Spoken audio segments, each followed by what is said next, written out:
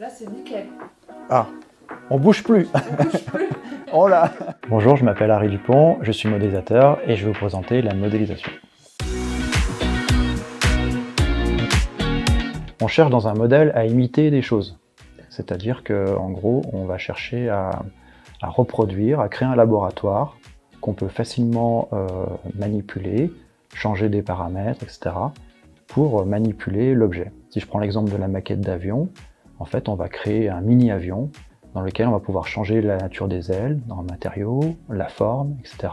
à moindre coût et faire plusieurs essais et déterminer quel est le meilleur avion dans tout ça. Donc dans le cas de la modélisation de la qualité de l'air, je dirais que l'objectif c'est de faire le laboratoire, mais de l'air cette fois. Donc là, on va utiliser les lois de la physique, de la chimie, pour poser notre problème.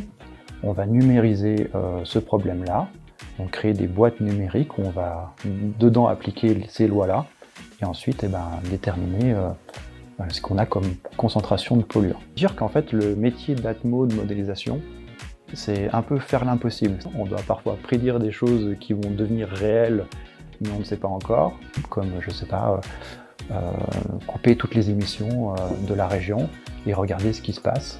Ça donne énormément d'informations, c'est de l'ordre de l'impossible à faire immédiatement comme ça, mais c'est tout à fait possible dans un modèle et c'est l'intérêt du modèle.